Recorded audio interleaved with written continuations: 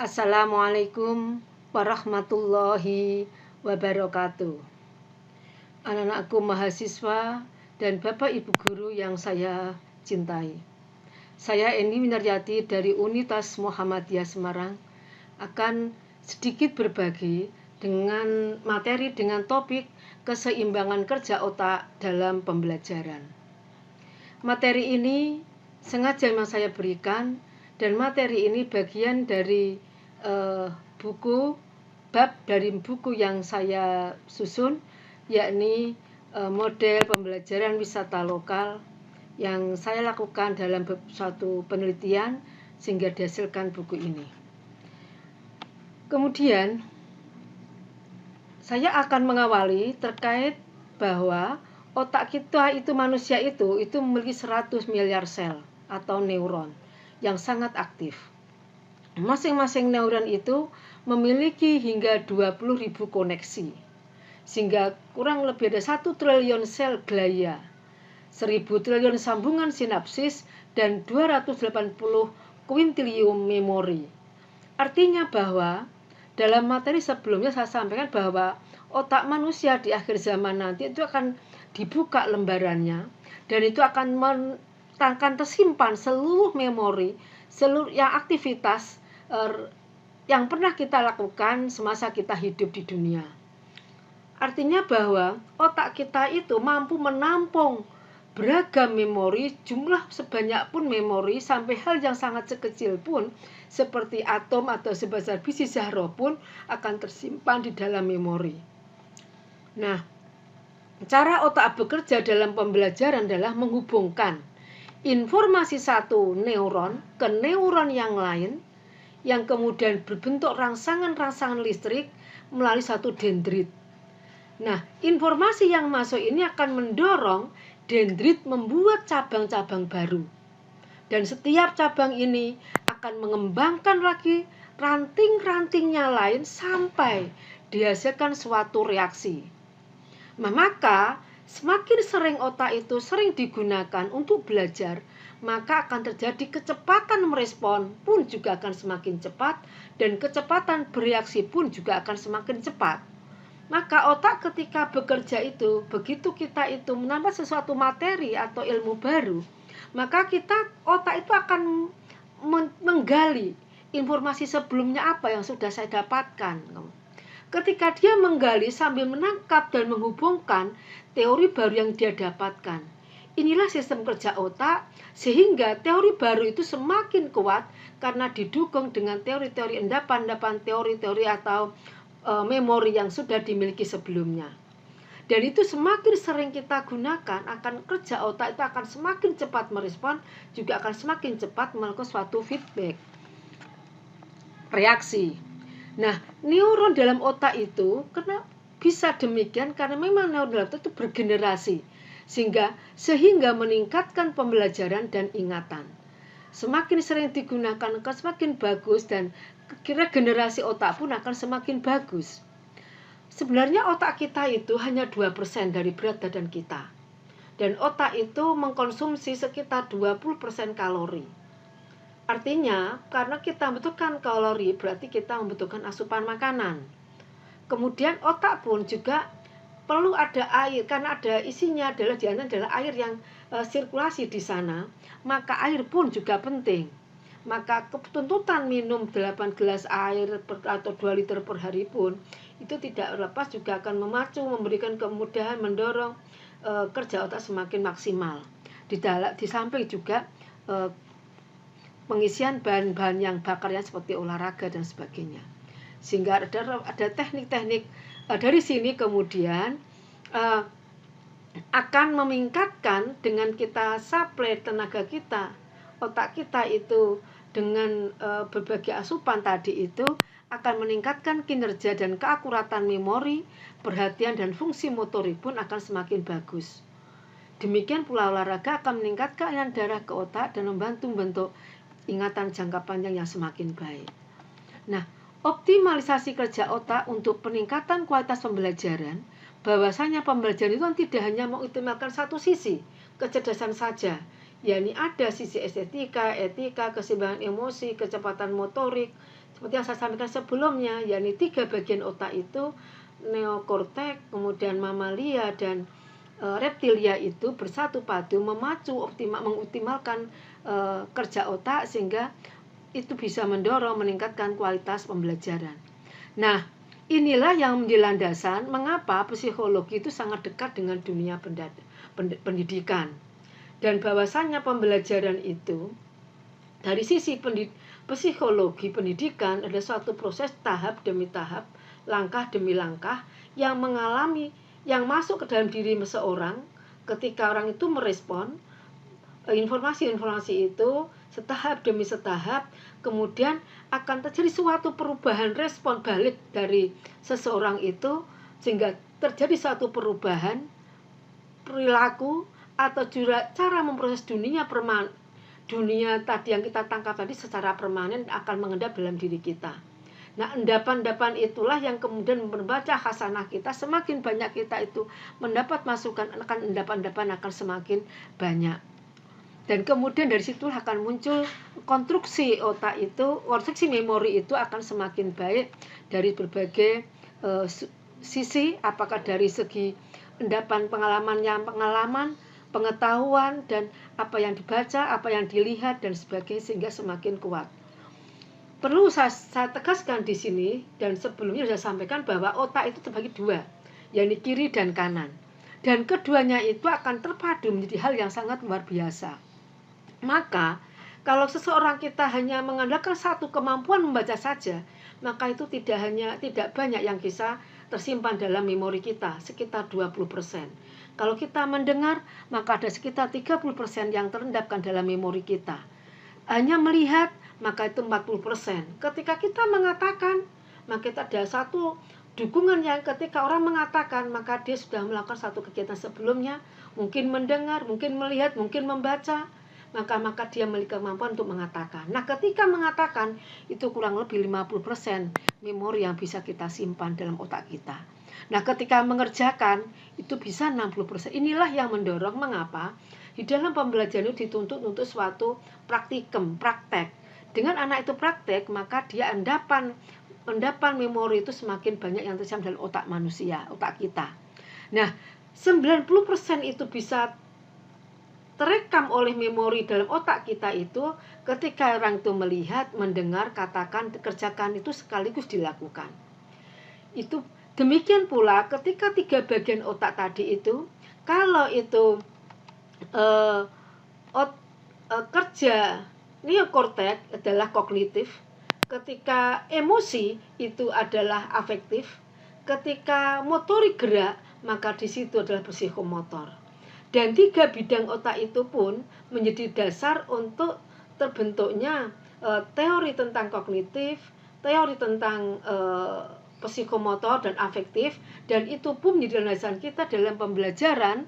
Juga ketika penilaian pun 3 ranah tadi menjadi satu hal yang harus kita lakukan. Kita tidak hanya bisa menilai dari segi kognitifnya saja, maka anak akan menjadi sombong.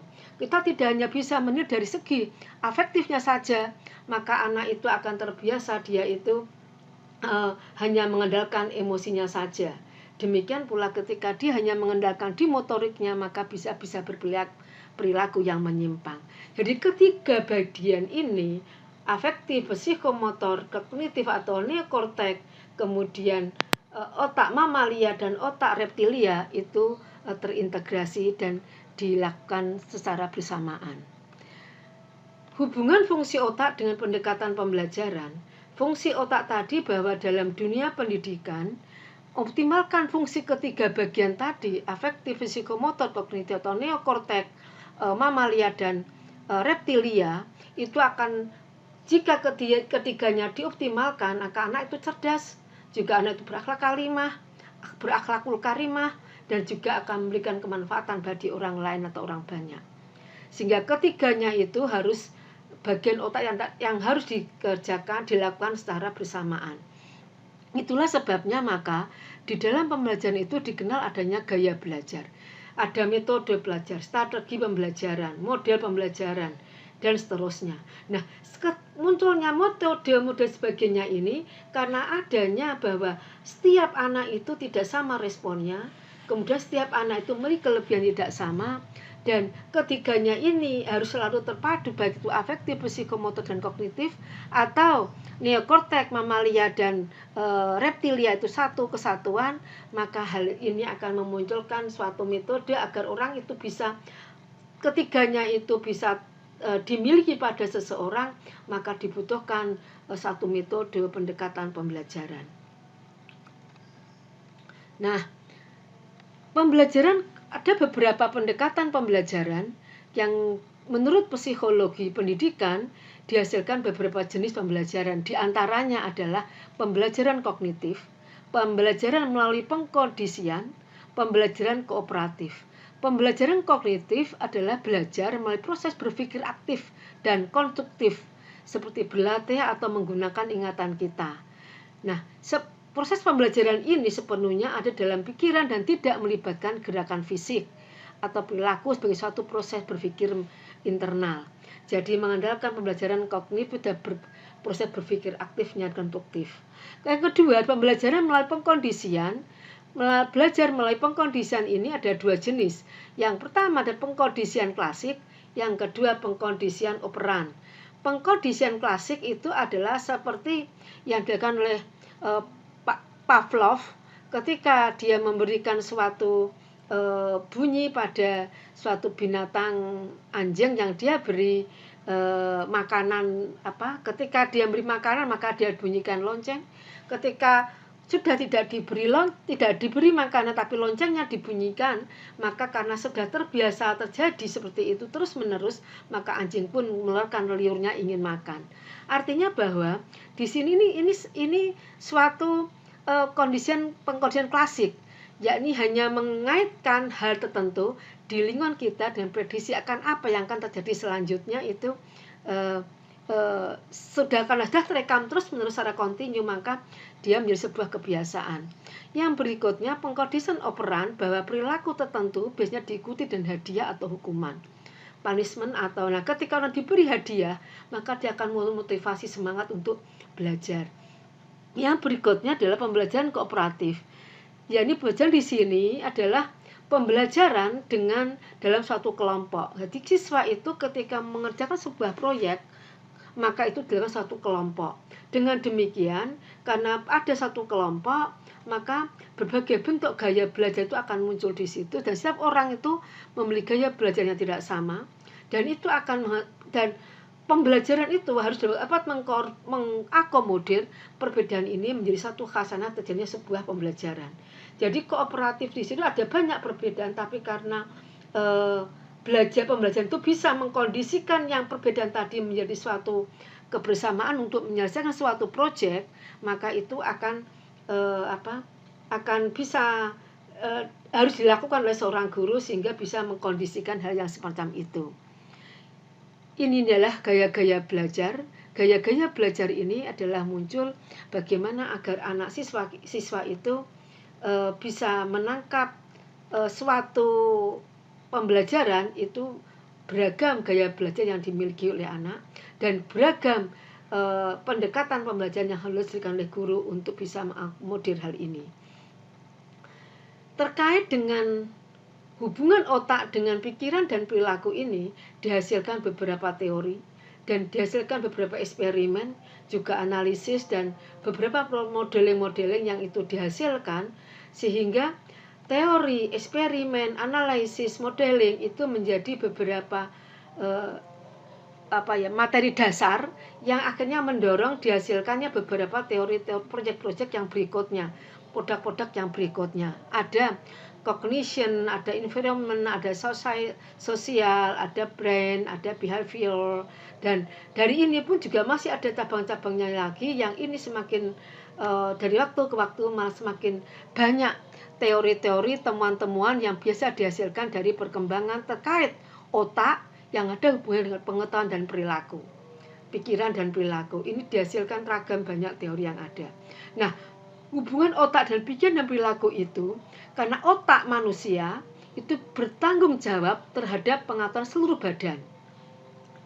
Terdapat kaitan erat antara otak dan pemikiran.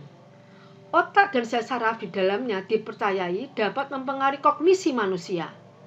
pengetahuan mengenai otak mempengaruhi perkembangan psikologis kognitif. Sehingga otak juga bertanggung jawab atas fungsi seperti pengenalan, emosi, pembelajaran, motorik, dan segala bentuk pembelajaran yang lainnya.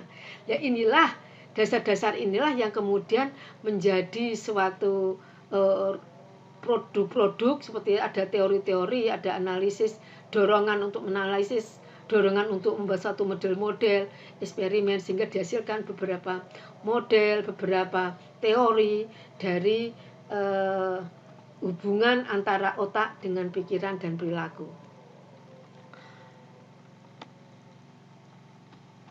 Bahwasanya manusia itu memiliki kekurangan dan kelebihan. Nah, multiple intelligence di sini adalah bagaimana kecerdasan itu dapat sebagai satu kemampuan seseorang untuk menyelesaikan masalah dalam kehidupan nyata, juga sekaligus kemampuan untuk menciptakan masalah baru untuk diselesaikan, juga kemampuan untuk menghasilkan satu produk atau menawarkan sebuah pelayanan yang dihasilkan dari suatu kebudayaan. Nah, ketiga hal ini menjadi dasar munculnya beberapa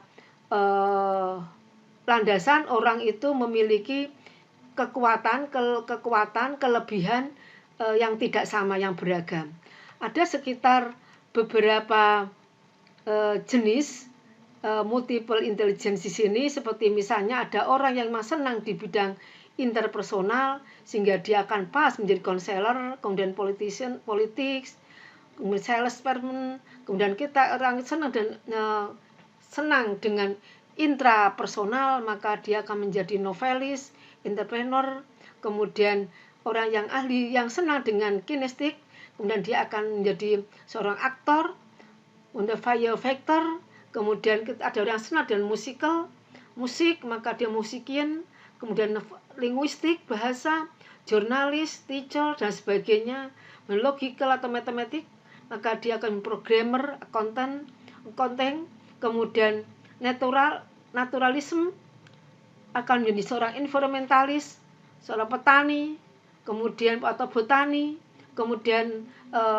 ada orang yang memang dia senang di dunia visual, navigator, dia akan menjadi navigator, kemudian navigator, kemudian sculptor, kemudian dia eksistensialis, dia akan menjadi seorang filosofi, kemudian seorang teoris yang ahli yang di bidang teori misalnya. Dan ini semuanya adalah ragam-ragam yang mungkin akan kita miliki dan masing-masing orang tidak sama. Nah, fungsi kita adalah bahwa keragaman tadi itu diyakini sebagai satu kelebihan dan kekurangan. Kelebihan itu bisa diempus, dimatangkan, maka akan menjadi satu potensi yang luar biasa. Demikian yang bisa saya sampaikan, mudah-mudahan ada manfaatnya. Assalamualaikum warahmatullahi wabarakatuh.